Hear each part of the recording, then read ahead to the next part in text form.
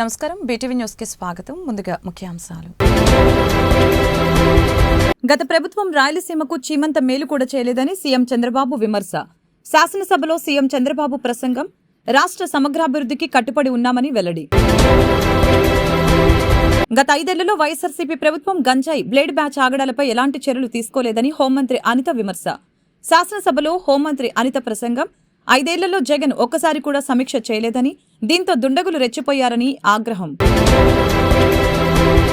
3 నెలల్లో విశాఖకు టీసీఎస్ వస్తుందని మంత్రి నారా లోకేష్ వెల్లడి. శాసనసభలో ప్రశ్నోత్తరాల సమయంలో ఎమ్మెల్యేల ప్రశ్నలకి సమాధానమిచ్చిన లోకేష్ 5 సంవత్సరాల్లో 5 లక్షల ఐటీ ఉద్యోగాలే మా లక్ష్యమని వెల్లడి. చెత్త పన్ను రద్దు బిల్లుకి ఏపీ అసెంబ్లీ ఆమోదం. తాము వస్తే పన్ను తొలగిస్తామని ఎన్నికల వేళ కూటమి హామీ. ఇప్పుడు మాట నిలబెట్టుకుంటున్నామన్న మంత్రి నారాయణ. గత ప్రభుత్వం రాయలసీమకు చీమంత మేలు కూడా చేయలేదని సీఎం చంద్రబాబు విమర్శించారు. రాష్ట్ర సమగ్రాభివృద్ధికి కట్టుబడి ఉన్నామని సీఎం వెల్లడించారు. రాష్ట్ర సమగ్ర అభివృద్ధి టీడీపీతోనే సాధ్యం. గతంలో చేశాం, మళ్లీ చేసి చూపిస్తామని వ్యాఖ్యానించారు. ఎన్నికల ముందు కూటమి ఇచ్చిన హామీ మేరకు కర్నూలులో హైకోర్టు బెంచ్ ఏర్పాటు చేయబోతున్నామని ముఖ్యమంత్రి చంద్రబాబు నేడు అసెంబ్లీలో ప్రకటించారు. ఇప్పటికే ఈ అంశంపై కేబినెట్ ఆమోదం తెలిపిందని, అసెంబ్లీలో చేసిన తీర్మానాన్ని హైకోర్టు కేంద్ర ప్రభుత్వానికి పంపుతామని అన్నారు. హైకోర్టు బెంచ్ ని కర్నూలులో ఏర్పాటు చేస్తూ అసెంబ్లీలో తీర్మానం చేసిన అనంతరం చంద్రబాబు మాట్లాడారు. గత ప్రభుత్వం రాయలసీమకి చీమంత మేలు కూడా చేయలేదని విమర్శించారు. యువగలంలో ప్రకటించిన విధంగా మిషన్ రాయలసీమ హామీలని నెరవేరుస్తామని స్పష్టం చేశారు. రాష్ట్ర సమగ్ర అభివృద్ధి టీడీపీతోనే సాధ్యం. గతంలో చేశాం, మళ్లీ చేసి చూపిస్తామని వ్యాఖ్యానించారు. ప్రభుత్వం ఏదైతే ఎన్నికల మేనిఫెస్టోలో పెట్టామో కర్నూలులో హైకోర్టు బెంచ్ పెట్టాలని చెప్పి ఆ రోజు ఎన్నికల మేనిఫెస్టోలో చెప్పాం. దాని ప్రకారం నిన్నే కేబినెట్లో తీర్మానం చేసి అసెంబ్లీలో కూడా తీర్మానం చేసి అటు హైకోర్టుకి గవర్నమెంట్ ఆఫ్ ఇండియా కూడా పంపిస్తాం. వీలైనంత తొందరలో కర్నూలులో హైకోర్టు బెంచ్ రావడానికి ఈ ప్రభుత్వం అన్ని విధాల ప్రయత్నం చేస్తాం. ఇంత మునుపు ఏదైతే అక్కడ లోకాయుక్త కానీ, స్టేట్ హ్యూమన్ రైట్స్ కమిషన్ కానీ ఇలాంటి ట్రిబ్యునల్స్ ఏమైనా ఉంటే అవి కూడా అక్కడే ఉంటాయి. అవి కూడా షిఫ్ట్ చేయడం లేదని చెప్పి మరొకసారి తెలియజేస్తున్నా. ఇది కాకుండా దిశ ఈరోజు ఈ ప్రభుత్వం వికేంద్రీకరణ, ఎక్కడికక్కడ 1-2 సిటీసే కాకుండా ఈరోజు అన్ని ప్రాంతాల్లో సమగ్ర అభివృద్ధి కోసం కట్టుబడి ఉన్నాం. ఉత్తరాంధ్రలో విశాఖపట్నం అభివృద్ధి కావాలి, రాయలసీమలో తిరుపతి, కర్నూలు లాంటి టౌన్స్ అభివృద్ధి కావాలి. అదే సమయంలో ఇక్కడ అమరావతి కూడా చాలాసార్లు చెప్పాం. ఆ రోజు మీరు చూస్తే 3 రాజధానులు అని చెప్పి 3 ముక్కలు ఆటాడి కడాన ఏ ప్రాంతం కూడా అభివృద్ధి కాకుండా చేశారు. ఆ రోజు కూడా రాష్ట్రం మొత్తం తిరిగి కర్నూలులో కూడా ధైర్యంగా మన రాజధాని ఏదంటే అమరావతిని చెప్పించింది తెలుగుదేశం పార్టీ, ఎన్డీఏ అని చెప్తున్నారు. విశాఖపట్నానికి వెళ్ళి విశాఖపట్నం మీటింగ్లోనే మన రాజధాని ఏదంటే అమరావతిని విశాఖపట్నం కూడా చెప్పారు. అంటే ఈ ప్రభుత్వం పైన ఒక నమ్మకం, చెప్పింది చేస్తారనే విశ్వాసం ఉంది. అందుకే ప్రజలు నమ్మే పరిస్థితి. గత 5 ఏళ్లలో వైఎస్ఆర్సీపీ ప్రభుత్వం గంజాయి, బ్లేడ్ బ్యాచ్ ఆగడాలపై ఎలాంటి చర్యలు తీసుకోలేదని హోంమంత్రి అనిత విమర్శించారు. 5 ఏళ్లలో జగన్ ఒక్కసారి కూడా సమీక్ష చేయలేదని, దీంతో దుండగులు రెచ్చిపోయారని ఆగ్రహం వ్యక్తం చేశారు. గంజాయితో పాటు బ్లేడ్ బ్యాచ్ ఆగడాలు, వాటి కట్టడికి తీసుకుంటున్న చర్యలపై శాసనసభలో పలువురు ప్రశ్నలు సభ్యులు లేవనెత్తారు. వీరికి హోంమంత్రి సమాధానం ఇచ్చారు. కూటమి ప్రభుత్వం అధికారంలోకి వచ్చినప్పటి నుంచి గంజాయి కట్టడికి చర్యలు చేపట్టామని అనిత తెలిపారు. ప్రత్యేక టాస్క్ ఫోర్సు, సబ్ కమిటీ ఏర్పాటు చేశామని, దీంతో నేరస్తులను అణిచివేస్తామని చెప్పారు. సీఎం చంద్రబాబు ఇప్పటికే 7 సార్లు సమీక్ష నిర్వహించారని వివరించారు. గత 5 నెలల్లో 25,000 కిలోల గంజాయి పట్టుకున్నట్లు తెలిపారు. దీన్ని సాగు చేసిన, తరలించిన పీడీ యాక్ట్ కేసులు నమోదు చేస్తున్నట్లు చెప్పారు. ఆస్తులు సైతం జప్తు చేసేలా చర్యలు తీసుకుంటున్నట్లు వివరించారు. 5 సంవత్సరాలు ఇందాక సభ్యులు మన వాసు గారు మాట్లాడినప్పుడు కనీసం గాంజాయి మీద కానీ, గాంజా బ్యాచ్ గురించి కానీ, బ్లేడ్ బ్యాచ్ గురించి కానీ దౌర్భాగ్యం ఏంటంటే ఒక సీఎం స్థాయిలో ఉన్న వ్యక్తి ఏ రోజు కూడా ఒక రివ్యూ తీసుకోకపోవడం, ఒక ఇన్ఫర్మేషన్ కనీసం తెప్పించుకోకపోవడం అధ్యక్ష. దీని పర్యవసానం ఏదంటే 5 సంవత్సరాలు దీన్ని క్యారీ ఫార్వర్డ్ చేసుకొని ఈ రోజు ఇంతవరకు రావడం జరిగింది అధ్యక్ష. దీని నేపథ్యంలో ఈ రోజు ఈ గంజాయిని ఇమీడియట్ గా మనం అరికట్టాలి అనుకునేటప్పుడు చాలా ఎక్సర్సైజ్ చేసుకోవాల్సి వస్తుంది అధ్యక్ష. సిస్టమ్ ని కూడా మనం మళ్ళా రిపేర్ చేసుకోవాల్సిన పరిస్థితి ఏర్పడింది అధ్యక్ష. ఇంతకు ముందు గాంజాకి సంబంధించి పైనుంచి ఏజెన్సీ నుంచి కిందకు వచ్చే సిచ్యువేషన్ లో ఎన్ని చెక్ పోస్టులు ఉన్నాయని నేను వైజాగ్ సిపి గారిని ఒకసారి నేను హోమ్ మినిస్టర్ అయిన వెంటనే మాట్లాడితే కేవలం 2 సీసీ కెమెరాలు ఉన్నాయి, చెక్ పోస్టులు ఉన్నాయి, దాని దగ్గర 2 సీసీ కెమెరాలు ఉన్నాయని చెప్పారు అధ్యక్ష. అంటే చెక్ పోస్టులు కూడా పెట్టుకోలేని పరిస్థితులు అయిపోయింది. ఈ రోజు మళ్ళా తిరిగి గాంజా నిర్మూలనకి పర్టికులర్ గా ఎక్కడెక్కడైతే ఏరియాస్ నుంచి అయితే మనకి ట్రాన్స్పోర్ట్ జరుగుతుందో ఆ ట్రాన్స్పోర్ట్ అన్ని ఏరియాలలోని కూడా చెక్ పోస్టులు ఏర్పాటు చేసుకున్నాం. చెక్ పోస్టుల దగ్గర సీసీ కెమెరాస్ ఏర్పాటు చేసుకున్నాం అధ్యక్ష. ఏ గాంజా తీసుకునే వ్యక్తి కూడా ఎక్కడ కూడా తప్పించుకోకూడదనే ఉద్దేశంతోనే సర్వేలెన్స్ కింద సీసీ కెమెరాలు ఆల్రెడీ ఫిక్స్ చేస్తున్నాం అధ్యక్ష. దీని నేపథ్యంలోనే మనం అర్థం చేసుకుంటే అధ్యక్ష, ఈ 5 నెలల కాలంలో మనం వచ్చిన ఎన్డీఏ గవర్నమెంట్ వచ్చిన 5 నెలల కాలంలోనే సుమారుగా 25,000 కేజీల గాంజాని ఈ రోజు పట్టుకొని గవర్నమెంట్ స్వాధీనం చేసుకునే పరిస్థితి, పోలీస్ డిపార్ట్మెంట్ వాళ్ళు పట్టుకొని స్వాధీనం చేసుకునే పరిస్థితి కనిపించింది అధ్యక్ష.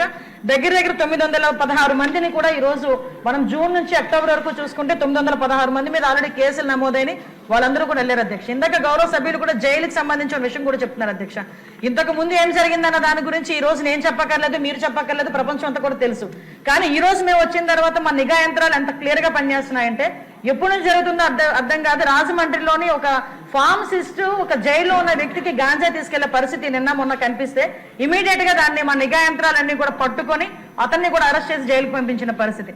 మీరు అన్నట్టుగానే ఎక్కువ ఏజెన్సీ ఏరియాలోని చిన్న పిల్లలు దీనికి ఎడిక్ట్ అయిపోయే పరిస్థితి కనిపిస్తుంది అధ్యక్ష. ఎడిక్ట్ అవ్వడమే కాదు అధ్యక్ష, వాళ్ళకున్న ఫైనాన్షియల్ ప్రాబ్లమ్స్ ని బేస్ చేసుకుని వాళ్ళని పావుల కింద వాడుకునే పరిస్థితి ఉంది.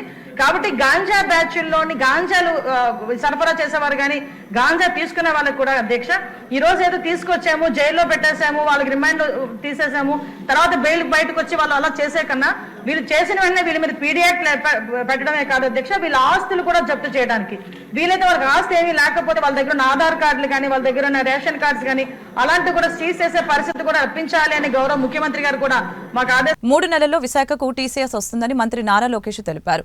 శాసనసభలో ప్రశ్నోత్తరాల సమయంలో ఎమ్మెల్యేల ప్రశ్నలకి ఆయన సమాధానం ఇచ్చారు. 5 సంవత్సరాల్లో 5 లక్షల ఐటీ ఉద్యోగాలే మా లక్ష్యమని చెప్పారు. టీడీపీ హయాంలో 2014 నుంచి 2019 మధ్యలో సుమారు 150 కంపెనీలు 50,000 మందికి ఉద్యోగాలు కల్పించాయి. ఈ పరిశ్రమల్ని ఆనాడు చొరవతో తీసుకువచ్చామని చెప్పారు. అనేక సదస్సులు ఏర్పాటు చేసి విశాఖపై దృష్టి సారించామని అన్నారు. ముందు చూపుతో ఆనాడు డేటా సెంటర్ పాలసీ తీసుకువచ్చి ఆదాని సంస్థతో ఒప్పందం చేసుకున్నాం. భూములు కేటాయించి శంకుస్థాపనలు చేశాం, కానీ అది ఆగిపోయింది. 2019 నుంచి 24 మధ్య ఒక కాంక్లేవ్ కూడా జరగలేదు, ఒక్క పరిశ్రమ కూడా రాలేదని తెలిపారు. అడిగినట్లు అధ్యక్ష, ఇక్కడ ఎకో సిస్టమ్ కూడా ఏర్పాటు చేయాలి. దాంట్లో భాగంగా నేను కూడా ఐటీ కంపెనీలందరితో మాట్లాడినప్పుడు ఇన్ఫోసిస్ తో కూడా మాట్లాడాను. వాళ్ళని కూడా ఒక క్యాంపస్ ఏర్పాటు చేస్తే బాగుంటుందని వాళ్ళని కోరాను. వాళ్ళు కూడా ఆల్రెడీ భూములు ఎత్తుకుతాం జరుగుతుంది అధ్యక్ష. ఏదో ఒక బిల్డింగ్ 500 600 కాదు, క్యాంపస్ అనేది అవసరం ఉంది. దానికి వాళ్ళకి భూములు కూడా ఇప్పుడు ఎత్తుకుతాం జరిగింది, మొదలుపెట్టాం అధ్యక్ష. నేను అనుకుంటా మాక్సిమం ఒక 6 months లో కొబ్బరికాయ కొట్టేసి నేను ఆశిస్తున్నాను. దానికి నేను చాలా కష్టపడుతున్నా.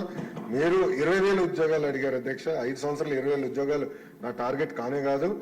పెద్దలు అన్నట్టు 5 లక్షల ఉద్యోగాలు ఒక ఐటీ రంగంలో ఆంధ్ర రాష్ట్రంలో క్రియేట్ చేయాలనేది టార్గెట్ గా నేను పనిచేస్తున్నాను అధ్యక్ష. మన యుఎస్ కూడా వెళ్ళాను, అనేక డేటా సెంటర్ సంస్థలతో కూడా నేను కలుస్తాను జరిగింది అధ్యక్ష. ఒకసారి చూస్తే 2019 నుంచి 24 వరకు గత ప్రభుత్వం దీనిపైన ఎలాంటి ఫోకస్ పెట్టక డేటా సెంటర్ ఎకో సిస్టమ్ అటుపక్క విశాఖపట్నంలో, క్షమించాలి, అటుపక్క ముంబైలో, ఇంకో పక్కన తమిళనాడులో, అదేవిధంగా తెలంగాణలో వస్తాం జరిగింది అధ్యక్ష. అదే కానీ మనం కానీ ఆనాడు తీసుకొచ్చిన పాలసీ ముందలు తీసుకెళ్ళుంటే Visakhapatnam data centre capital of the world అయ్యేది అధ్యక్ష. మనం చూస్తే డేటా సెంటర్స్ లో ప్రపంచవ్యాప్తంగా ప్రతి సంవత్సరం $300 బిలియన్ $300 బిలియన్ ఖర్చు పెట్టిపోతున్నారు అధ్యక్ష ప్రతి సంవత్సరం. నా లక్ష్యం $100 బిలియన్ భారతదేశానికి రావాలి, దాంట్లో ఎక్కువ శాతం ఆంధ్ర రాష్ట్రానికి రావాలనేది నా లక్ష్యం అధ్యక్ష. దాంట్లో నేను అందరినీ కలిసాను అధ్యక్ష. అంటే కొన్ని కంపెనీ పేర్లు నేను వెల్లడించలేను, ఎందుకంటే ఎన్డీఏ నేను వాళ్ళతో సైన్ చేశాను కనుక. వాళ్ళతో చర్చించినప్పుడు 2-3 రిక్వెస్ట్లు ఉన్నాయి, ఎస్పెషల్లీ డేటా సెక్యూరిటీ, అదేవిధంగా టాక్సేషన్, డేటా ఎంబసీస్ విషయంలో. విష్ణు కుమార్ రాజు గారు బీజేపీ నుంచి కూడా ఉన్నారు కనుక ఇక్కడ నేను ఆల్రెడీ ఢిల్లీలో ఉన్న పెద్దలతో నేను చర్చిస్తున్నాను సార్. అది పాలసీ ఒక ఫ్రేమ్వర్క్ అనేది ఏర్పాటు చేయాల్సిన అవసరం ఉంది. తద్వారా పెద్ద ఎత్తున పెట్టుబడులు కేవలం ఆంధ్ర రాష్ట్రంగా భారతదేశానికి వచ్చడానికి అవకాశం ఉంది. అది ఆల్రెడీ మేము చర్చలో ఉన్నాం అధ్యక్ష. వంశకృష్ణ గారు అడిగినట్టు ఒక సోషల్ చెత్త పన్ను రద్దు బిల్లుకి ఏపీ అసెంబ్లీ ఆమోదం తెలిపింది. చెత్త పన్ను తొలగిస్తామని తాము ఎన్నికల్లో హామీ ఇచ్చామని, ఆ మేరకు ఇప్పుడు మాట నిలబెట్టుకుంటున్నామని మంత్రి నారాయణ స్పష్టం చేశారు. గత ప్రభుత్వం రాష్ట్రంలో చెత్తపై పన్ను విధించిన సంగతి తెలిసిందే. తాము అధికారంలోకి వస్తే చెత్త పన్ను రద్దు చేస్తామని కూటమి ఎన్నికల వేళ ప్రచారం చేసింది.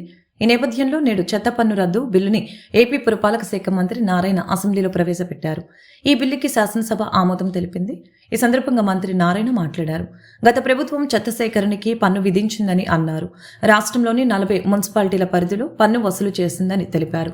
చెత్త సేకరణకి నెలకి 51,641 నుంచి 62,964 వరకు చెల్లించాలని ఆరోపించారు. ఏపీలో వైద్య కళాశాలల ఏర్పాటుపై మండలిలో మాటల యుద్ధం నెలకొంది. మండలిలో వైసీపీ నేతలపై మంత్రి సత్యకుమార్ విమర్శలు చేశారు.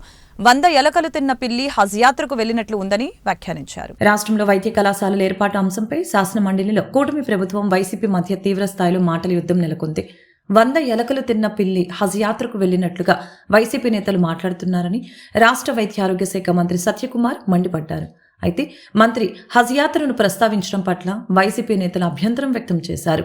సత్యకుమార్ తన వ్యాఖ్యల్ని వెనక్కి తీసుకోవాలని వైసీపీ డిమాండ్ చేసింది. దీనిపై మంత్రి అచ్చెన్నాయుడు స్పందిస్తూ తాము హజ్ యాత్రను ఎక్కడ అగౌరవపరచలేదని స్పష్టం చేశారు. హజ్ యాత్ర గౌరవం పెంచేలాగానే మంత్రి మాట్లాడారని వివరణ ఇచ్చారు. సత్యకుమార్ అన్న దాంట్లో తప్పేముందని ప్రశ్నించారు. తన వ్యాఖ్యల పట్ల మండలిలో రగడ నెలకొనటం పట్ల మంత్రి సత్యకుమార్ స్పందించారు. తన వ్యాఖ్యల్లో తప్పు ఉందని భావిస్తే వెనక్కి తీసుకుంటానని ఈ సందర్భంగా వెల్లడించారు. విధ్వంసం సృష్టించి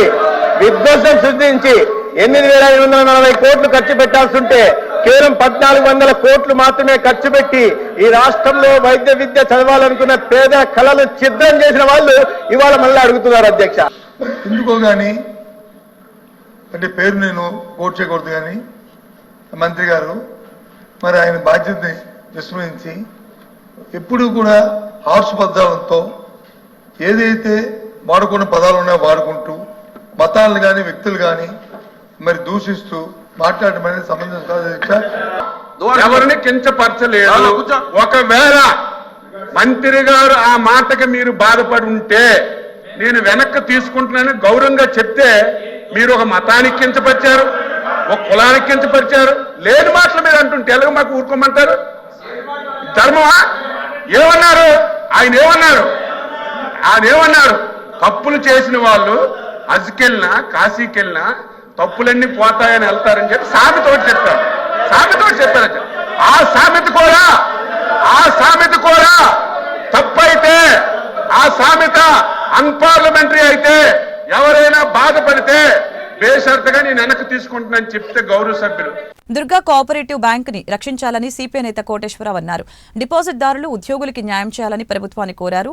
ఇళ్లపై లోన్లు తీసుకున్న వారికి 1 టైం సెటిల్మెంట్ చేయండి సూచించారు. హనుమాన్పేటలోని దాసరి భవన్లో జరిగిన విలేకరుల సమావేశంలో కోటేశ్వరరావు మాట్లాడుతూ విజయవాడ నగరంలో 97 సంవత్సరాల చరిత్ర గల దుర్గా కోఆపరేటివ్ బ్యాంక్ పేద, మధ్యతరగతి, బలహీన వర్గాల వారికి అందుబాటులో ఉంటూ సేవలు అందిస్తుందని తెలియజేశారు.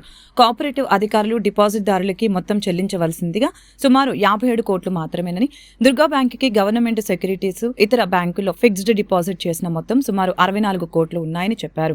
అలాగనే బ్యాంకుల్లో ఇళ్లపై తనఖా రుణాలు తీసుకున్న ఖాతాదారుల నుంచి 42,65 లక్షలు అసలు వడ్డీతో సహా రావాల్సి ఉండగా కోఆపరేటివ్ రిజిస్టర్ మరియు అధికారుల పర్యవేక్షణ లోపం వలన సకాలంలో లోను తీసుకున్న వారి నుంచి వసూలు చేయకపోవడంతో వడ్డీలు పెరిగిపోయి 220 కోట్లకు చేరుకుందని తెలియజేశారు. ఇప్పుడు జిల్లా కోఆపరేటివ్ ఆఫీసర్ చొరవ తీసుకుని 1 టైం సెటిల్మెంట్ చేస్తే 42,65 లక్షలకి తోడు వడ్డీ కొంత మినహాయింపు ఇచ్చిన వసూలుకి అవకాశం ఉంటుందని చెప్పారు. డిఐసి, జీసీ వారి ద్వారా 5 లక్షల లోపు ఉన్నవారికి చెల్లింపులు జరుగుతాయని అన్నారు. కాబట్టి దుర్గా బ్యాంక్ ఇతర బ్యాంకుల్లో చేసిన డిపాజిట్లని ఉపసంహరింపచేసి 5 లక్షల పైపడిన వారికి చెల్లించేందుకు చర్యలు తీసుకోవాల్సిందిగా డిమాండ్ చేస్తున్నట్లు తెలిపారు. ఈ పురాతనమైనటువంటి 97 సంవత్సరాల చరిత్ర కలిగినటువంటి దుర్గా కోఆపరేటివ్ బ్యాంకు పేద, మధ్యతరగతి ప్రజలకి అందుబాటులో ఉంటూ అనేక సేవలు అందించినటువంటి బ్యాంకు ఈ రోజున కొంతమంది స్వార్థపరులు, గతంలో బ్యాంకుని పరిపాలించినటువంటి డైరెక్టర్స్ యొక్క నిర్వాహం వలన ఈ రోజున నష్టాల్లో ఉన్నది అనేటటువంటి ప్రచారం చేస్తున్నటువంటి వారు ఉన్నారు. ఏదైనా సరే పెద్దలు చెప్పినట్టుగా కుక్కను కూడా పిచ్చి కుక్క అంటేనే 4 రాళ్ళు పడతాయి. అదే చందంగా ఈ బ్యాంకు నష్టాల్లో ఉంది అనేటటువంటిది ఏదో జరిగిపోతూ ఉన్నది, డిపాజిట్దారులకు నష్టం అనేటటువంటి ప్రచారం చేయడంతో మరింత సంక్షోభంలోకి బ్యాంకు వెళ్ళింది. వాస్తవానికి ఈ రోజున బ్యాంకుని ఉన్నటువంటి యథాస్థితిలో తన సొంత శక్తితోటి బ్యాంకుని నిర్వహించుకునేటటువంటి శక్తి బ్యాంకుకు ఉన్నది. ఈ రోజున 28,000 మంది సుమారుగా సభ్యులతోటి నడుస్తున్నటువంటి బ్యాంకులో డిపాజిట్లు 57,000 కోట్లు డిపాజిట్దారుల నుంచి డిపాజిట్లు ఉన్నాయి.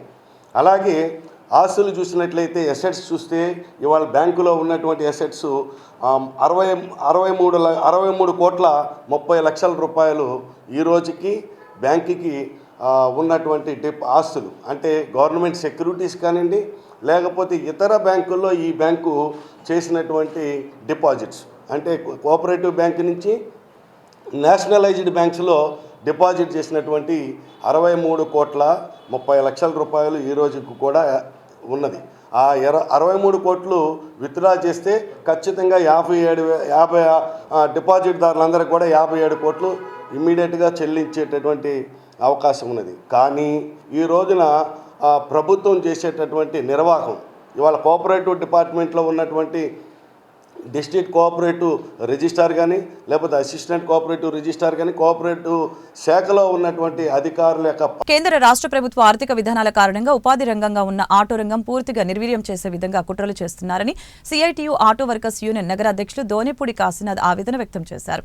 నగరంలో వేలాది మంది నిరుద్యోగ యువత ఆటో రంగంపై జీవనం సాగిస్తూ ప్రధాన ఉపాధి రంగంగా భావిస్తున్న తరుణంలో వివిధ ప్రైవేట్ ఏజెన్సీలు ఆటో రంగాన్ని నాశనం చేసే దిశగా పనిచేస్తున్నాయని చెప్పారు.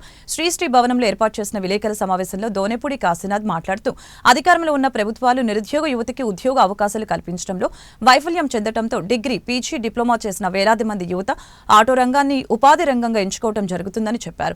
అలాంటి రంగాన్ని ప్రభుత్వాలు నిర్వీర్యం చేసే విధంగా కుట్రలు చేస్తున్నాయని ఆవేదన వ్యక్తం చేశారు.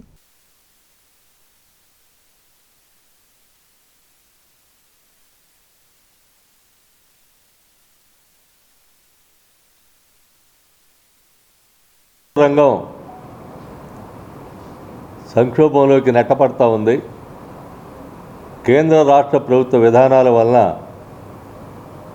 ఆటో కార్మికుడు నానా అగచాట్లకి గురవ్వాల్సినటువంటి పరిస్థితులు ఏర్పడతా ఉన్నాయి.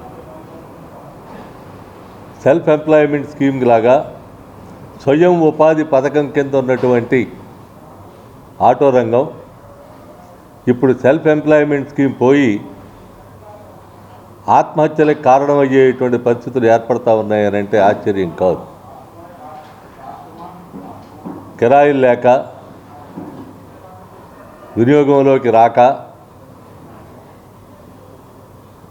ఇబ్బందులు పడుతూ ఉన్నటువంటి ఈ రంగాన్ని ఆదుకోవాల్సింది పోయి ఈ రంగాన్ని మరింత నిర్వీర్యపరిచేటువంటి దానికి అటు మోడీ కానీ, నిన్నటి దాకా ఉన్నటువంటి ప్రభుత్వం కానీ, ఇప్పుడు ప్రస్తుతం ఏర్పడినటువంటి ప్రభుత్వం కానీ తదనుగుణమైనటువంటి పద్ధతుల్లో చర్యలు చేపట్టడం విచారకరమైనటువంటి విషయం. అందుకనే ఆటో రంగం కొనారిల్లిపోతున్నటువంటి ఈ నేపథ్యంలో అదనంగా ఓలా, ఊబర్, ర్యాపిడో ఈ 3 ప్రైవేట్ ఏజెన్సీలకి గుత్తాధిపత్యం కింద ఆటో కార్మికుడు నలిగిపోవాల్సినటువంటి పరిస్థితి వస్తూ ఉంటే దీనికి చెక్ పెట్టాల్సినటువంటి కేంద్ర ప్రభుత్వం ఇంకో కొత్త యాప్ను సృష్టించేదానికి సిద్ధపడతా ఉంది. ఏంటా యాప్ అంటే ఈ ఓలా, ఊబరు, ర్యాపిడో ఇవన్నీ తీసేసి ఎత్తేస్తాం, రాబోయే కాలంలో మేము కొంతమంది ఏజెన్సీస్కి అప్పచెప్తాం. రాష్ట్ర ప్రభుత్వ విధానాల వలన ఆటో మోటార్ రంగ కార్మికుల్ని సమస్యలు వేధిస్తున్నాయి, వెంటబడుతున్నాయి.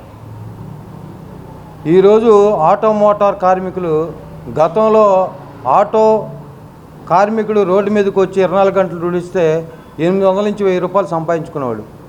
కానీ ఈరోజు 200 నుంచి 300 రూపాయలు సంపాదించుకోవడం కూడా చాలా కష్టంగా మారింది. ఓలా, ఊబర్, ర్యాపిడ్ వంటి విదేశీ యాప్ల వలన ఇవాళ ఆటో రంగం కుబేలైపోయింది.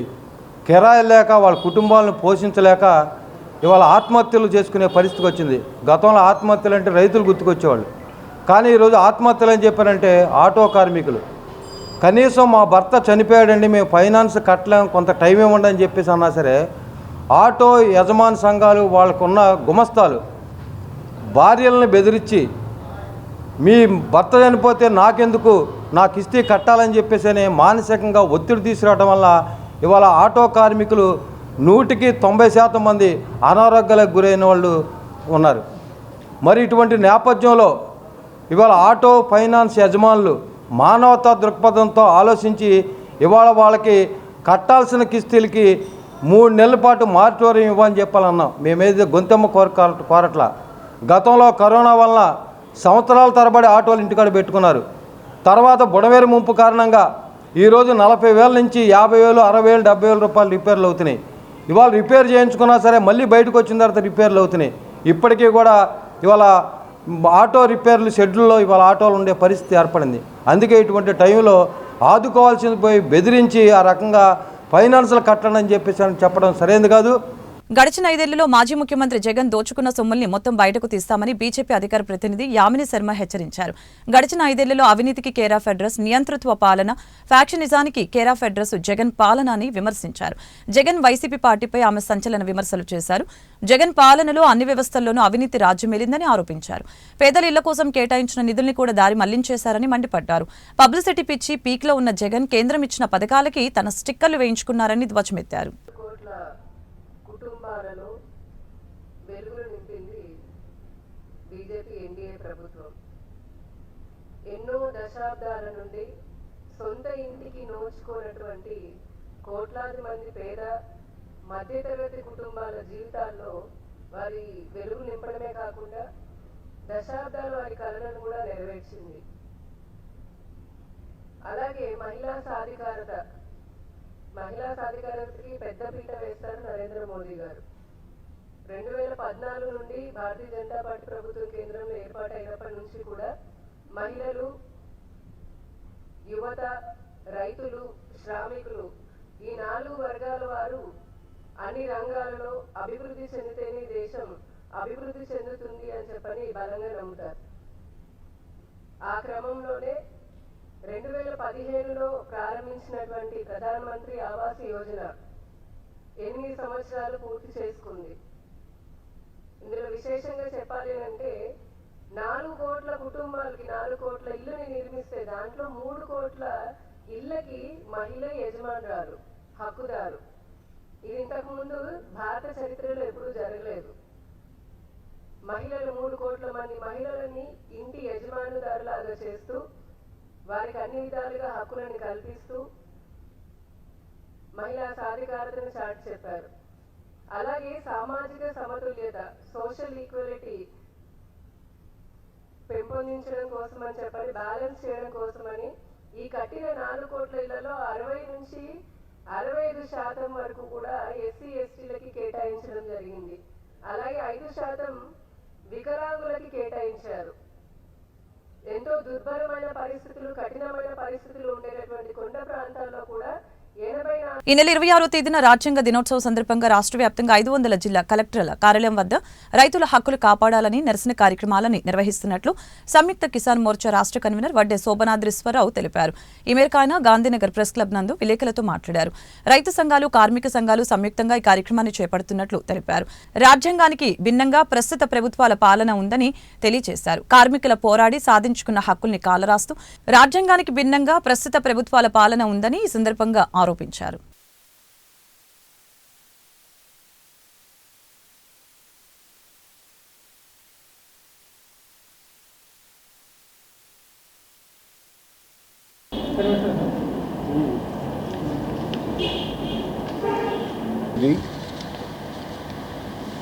రాజ్యాంగ దినోత్సవం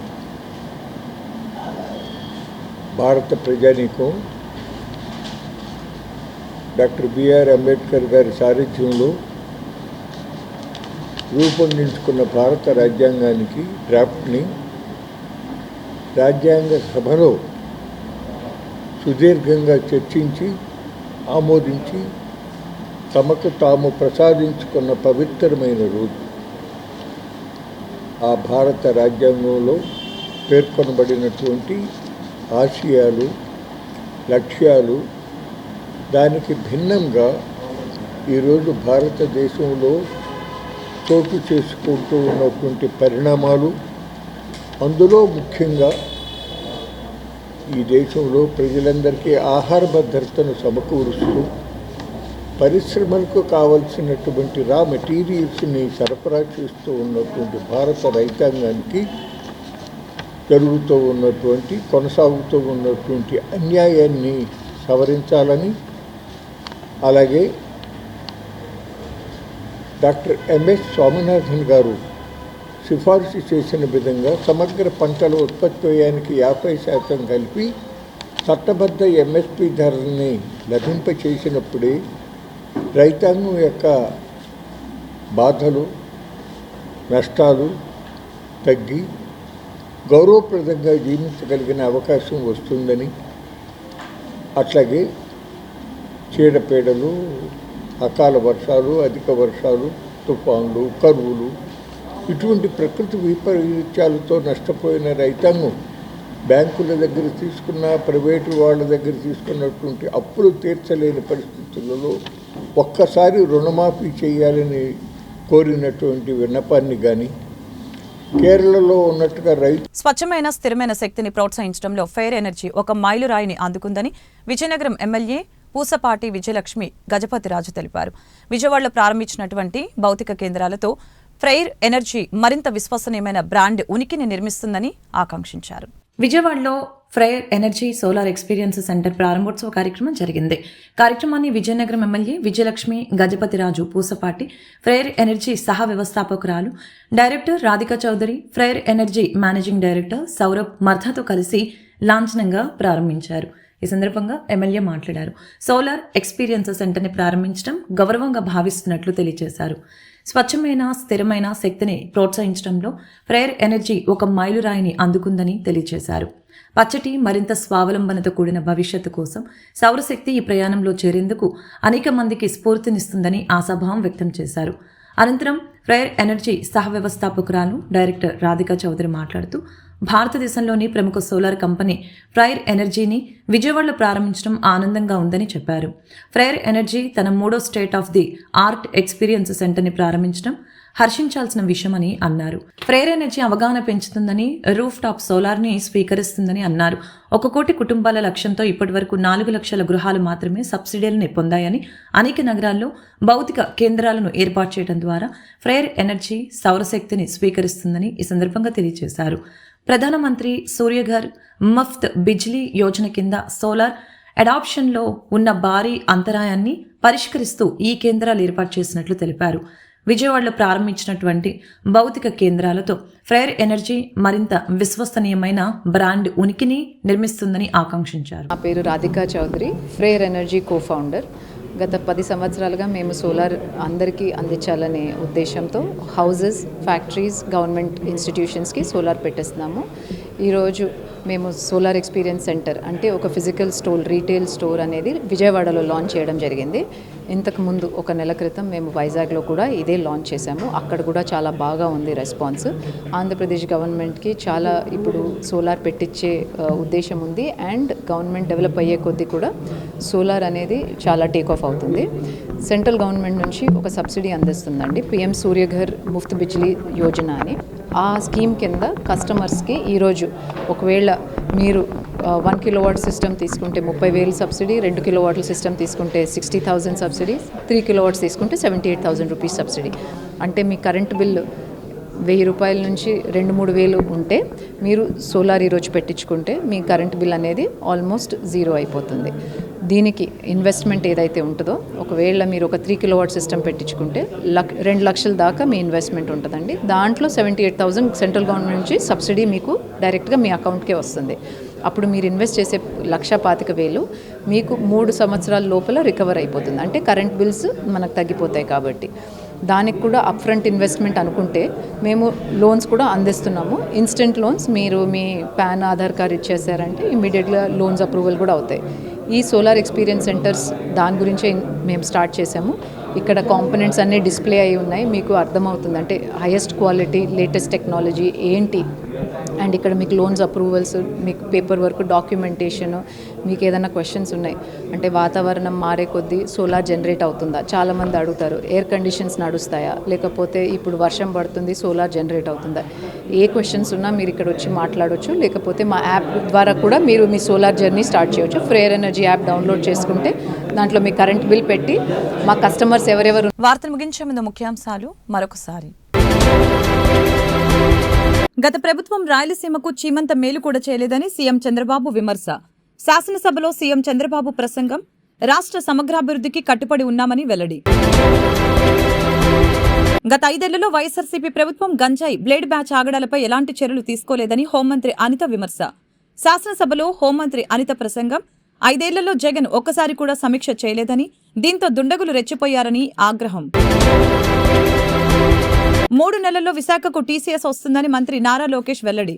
శాసనసభలో ప్రశ్నోత్తరాల సమయంలో ఎమ్మెల్యేల ప్రశ్నలకి సమాధానమిచ్చిన లోకేష్ 5 సంవత్సరాల్లో 5 లక్షల ఐటీ ఉద్యోగాలే మా లక్ష్యమని వెల్లడి. చెత్త పన్ను రద్దు బిల్లుకి ఏపీ అసెంబ్లీ ఆమోదం. తాము వస్తే పన్ను తొలగిస్తామని ఎన్నికల వేళ కూటమి హామీ. ఇప్పుడు మాట నిలబెట్టుకుంటున్నామన్న మంత్రి నారాయణ. ఈ వార్తలు ఇంతటితో సమాప్తం. మరొక బులెటిన్లో మళ్ళీ కలుద్దాం. నమస్కారం.